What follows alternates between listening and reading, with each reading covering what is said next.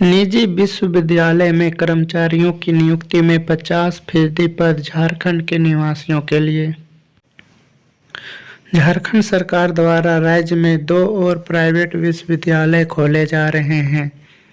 इनमें घाटशिला में सोना देवी विश्वविद्यालय और गढ़वा में बाबू दिनेश सिंह विश्वविद्यालय शामिल हैं। दोनों विश्वविद्यालय से संबंधित विधेयक गुरुवार को झारखंड विधानसभा से पारित कराए गए। अब इसे राज्यपाल के पास स्वीकृति के लिए भेजा जाएगा। इस विधेयक के मुताबिक इन विश्वविद्यालय में कुलपति की नियुक्ति 5 वर्ष के लिए होगी, लेकिन अवधि पूरी होने के बाद 5 वर्ष के एक और कार्यकाल के लिए पुनः नियुक्ति की जाएगी। कुलपति के रूप में नियुक्त व्यक्ति 70 वर्ष की आयु पूरी करने के बाद अपने पद से कार्यकाल के दौरान या विस्तारित कार्यकाल से सेवानिवृत्त हो जाएंगे। रांची में पब्लिक साइकिल शेयरिंग सिस्टम का बुरा हाल। 22 लाख की आबादी पर केवल 600 साइकिल। स्मार्ट सिटी कोऑपरेशन के सहयोग से रांची शहर में इस सेवा की शुरुआत चार्टर्ड बाइक कंपनी द्वारा की गई थी। इसके लिए जर्मनी से साइकिल मंगाई गई थी। शहरवासियों को सेहतमंद बनाने के लिए रांची शहर में शुरू किए गए पब्लिक साइकिल शेयरिंग सिस्टम का बुरा हाल है। वर्ष 2019 में बड़े ही तामझाम के साथ इस सेवा की शुरुआत शहर में की गई थी, लेकिन इसके बाद प्रचार प्रसार नहीं होने के कारण आम लोगों की पहुंच से यह सेवा दूर होती चली गई। ताज़ा हालत यह है कि पूरे शहर में प्राइम लोकेशन पर 60 स्टैंड तो बना दिए गए, पर साइकिलों की संख्या अब भी मात्र 600 ही रखी गई है। नतीजन जब लोग साइकिल लेना चाहते हैं तो स्टैंडों पर साइकिल ही नहीं मिलती है।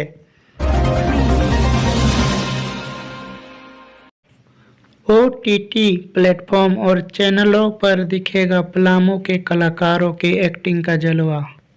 दिसंबर के अंतिम सप्ताह से लेकर नए साल के प्रथम सप्ताह तक कई OTT प्लेटफॉर्म और चैनलों पर पलामू के कलाकारों की एक्टिंग का जलवा दिखेगा। जी म्यूजिक, स्टार प्लस, जी गंगा, MX प्लेयर और यूट्यूब पर पलामू के कई कलाकारों का अभिनय दिखेगा। इसे लेकर पलामू के कलाकारों में खासा उत्साह है।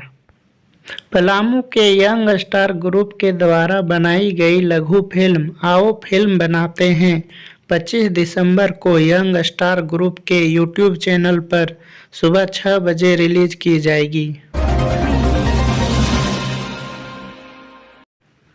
झारखंड विधानसभा शीतकालीन सत्र का आखिरी दिन। 1932 खतियान आधारित नियोजन नीति पर संसदीय कार्य मंत्री आलमगीर आलम के जवाब से भाजपा सांसद हुए असंतुष्ट। सदन में चाह रहे थे चर्चा। सदन में संसदीय कार्य मंत्री आलमगीर आलम ने 1932 आधारित खतियान पर जवाब दे रहे थे। इस दौरान भाजपा के विधायक उनके जवाब से संतुष्ट नहीं हुए। वे क्रॉस क्वेश्चन करना चाह रहे थे, पर इसकी अनुमति नहीं मिली, जिसके बाद सभी वेल में आकर हंगामा करने लगे। बता दें कि सरकार की ओर से सवाल का जवाब देते हुए आलमगीर आलम ने कहा कि सदन से 1932 खतियान आधारित नियोजन नीति सदन से पास करा दिया गया है। साथ ही 9वीं अनुसूची में भी डालने का प्रस्ताव पास किया जा चुका है। विधानसभा परिसर में दुर्घटना। सीएम काफिले की जिप्सी से टकराई पूर्व सांसद फुरकान अंसारी की गाड़ी। पारस अस्पताल में चल रहा इलाज। विधायक इरफान अंसारी के पिता और पूर्व सांसद फुरकान अंसारी की गाड़ी सीएम हेमंत सोरेन के काफिले की जिप्सी से टकरा गई। इस एक्सीडेंट में उन्हें हल्की चोट लगी है। मौके पर तैनात डॉक्टर अजित कुमार ने उनकी प्रारंभिक जांच की। बताते चले कि पूर्व सांसद के हाथ में चोट लगी है। फिलहाल उनका इलाज HEC स्थित पारस अस्पताल में किया जा रहा है। जब वे पत्रकारों से बातचीत कर विधानसभा परिसर से निकल रहे थे तभी यह घटना घटी। अभी जेल में रहेंगी निलंबित आईएएस पूजा सिंघल, 12 दिन के लिए बढ़ी न्यायिक हिरासत। मनी लॉन्ड्रिंग केस के आरोप में रांची के बिरसा मुंडा केंद्रीय कारागार में बंद निलंबित खान सचिव पूजा सिंघल के पति अभिषेक झा के सीए सुमन कुमार और नौकरी से बर्खास्त जेई राम विनोद प्रसाद सिन्हा की न्यायिक हिरासत की अवधि 12 दिन तक बढ़ा दी गई है। मामले की अगली सुनवाई 4 जनवरी को होगी। गौरतलब है कि तीनों आरोपियों को वीडियो कॉन्फ्रेंसिंग के जरिए अदालत में पेश किया गया था। बता दें कि खूंटी में हुए 18 करोड़ रुपए के मनरेगा घोटाले की जांच ईडी कर रही है। बता दें कि मामले में 6 मई 2022 को ईडी ने झारखंड की तत्कालीन खान सचिव पूजा सिंघल और उनके करीबियों के कम से कम 25 ठिकानों पर छापेमारी की गई थी। ईडी ने छापेमारी में पूजा सिंघल के पति अभिषेक झा के सीए सुमन कुमार के आवास और कार्यालय से 19 करोड़ रुपए बरामद किए थे। इस दौरान निवेश से संबंधित कई अहम दस्तावेज भी बरामद किए गए थे। पूजा सिंघल को 10 मई को पहली बार पूछताछ के लिए बुलाया गया था।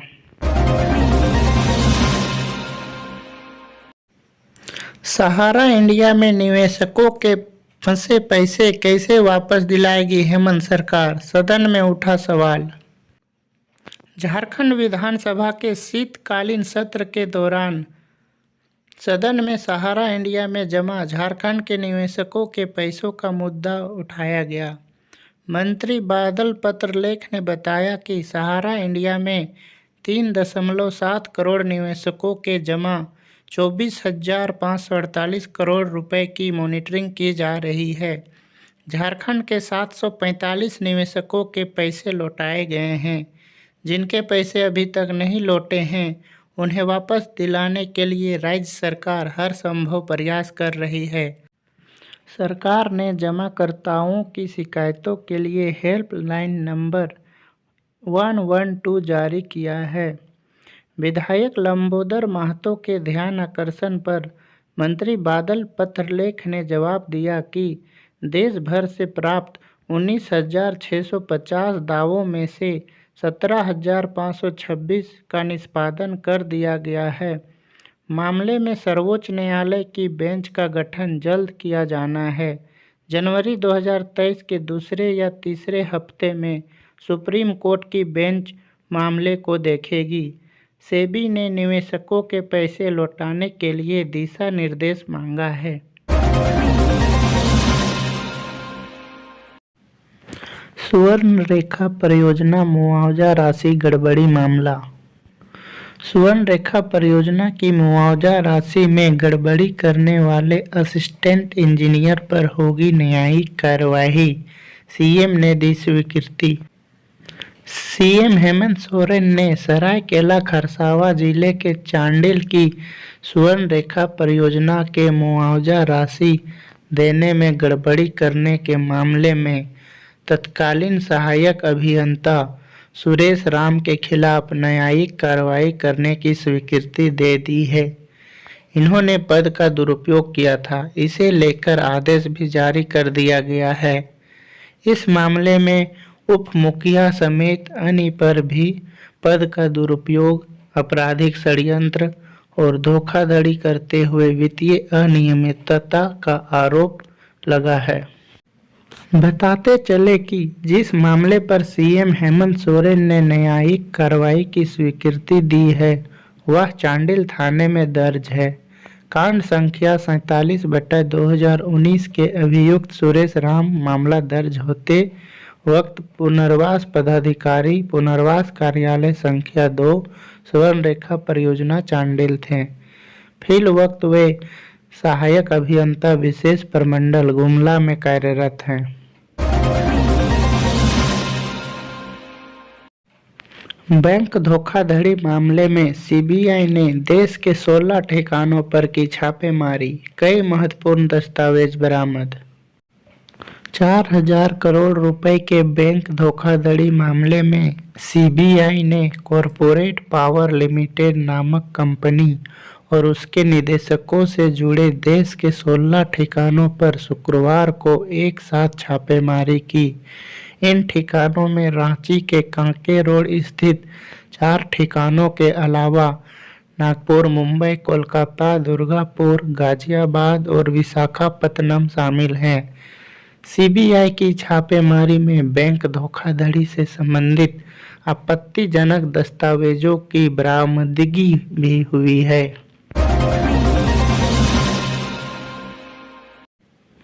झारखंड विधानसभा सत्र का 5वां दिन, सदन में उठा बांग्लादेशी घुसपैठ और एनआरसी का मुद्दा, जमकर हुई बहस। झारखंड विधानसभा शीतकालीन सत्र का शुक्रवार को 5वां दिन था। इस दौरान राज्यसभा में बांग्लादेशी घुसपैठ को लेकर चर्चा हुई। इस सभा में कहा गया कि राज्य में बांग्लादेशी घुसपैठ के कारण यहाँ के डेमोग्राफी आमूलचूल परिवर्तन होते रहते हैं। झारखंड विधानसभा शीतकालीन सत्र का शुक्रवार को 5वें दिन मांगों को लेकर विधानसभा के मुख्य द्वार पर भाजपा के विधायकों ने जमकर विरोध प्रदर्शन किया। झामुमो के विधायक और पूर्व में राज्य के स्वास्थ्य मंत्री रह चुके बैजनाथ राम ने बालूमाथ में सामुदायिक स्वास्थ्य केंद्र के निर्माण की मांग को लेकर धरना दिया। इसी के साथ शुक्रवार को विधानसभा में सदन की कार्यवाही के दौरान उन 3 विधेयकों को दोबारा प्रस्तुत कर पारित किया गया, जिनमें राज्यपाल रमेश बैस ने त्रुटियां बताते हुए राज्य सरकार को वापस लौटा दिया था। इनमें झारखंड वित्त विधेयक 2021, झारखंड राज्य कृषि उपज और पशुधन विपणन संवर्धन और सुविधा विधेयक 2022 तथा झारखंड कराधान अधिनियमों की बकाया राशि का समाधान विधेयक शामिल हैं। भाजपा विधायक ने संकल्प पेश कर की एनआरसी की मांग, कहा घुसपैठ से बदल रही डेमोग्राफी, बढ़ती मुस्लिम आबादी चिंताजनक। भाजपा विधायक अनंत कुमार ओझा ने शुक्रवार को गैर सरकारी संकल्प पेश करते हुए संताल परगना की बदल रही डेमोग्राफी और बांग्लादेशी घुसपैठियों की मौजूदगी पर राज्य में एनआरसी तैयार कराने का प्रस्ताव दिया। ओझा ने संताल परगना में आदिवासी लड़की की हत्या और घट रही आदिवासी हिंदू आबादी पर और बढ़ती मुस्लिम आबादी पर चिंता जताई। गिरिडीह के झामुमो विधायक सुदिव्य कुमार सोनू ने कहा कि एनआरसी केंद्र का मसला है। बॉर्डर पर बीएसएफ है जो केंद्र सरकार के अधीन है और घुसपैठ रोकने की उनकी जिम्मेदारी है। झारखंड की सीमा भी बांग्लादेश से नहीं सटती है, इसे गैर सरकारी संकल्प में नहीं लिया जाए। वहीं संसदीय कार्य मंत्री आलमगीर आलम ने अपने जवाब में कहा कि राज्य में घुसपैठ ना हो, इस पर सरकार की नज़र है। एसटीएफ भी गठित है। अनंत कुमार ओझा मंत्री के जवाब से संतुष्ट नहीं थे। वीडियो देखने के लिए आप सभी का धन्यवाद। अगर हमारी न्यूज़ आपको अच्छी लगती है तो हमारी वीडियो को शेयर करें अपने दोस्तों, अपने फैमिली के साथ। धन्यवाद।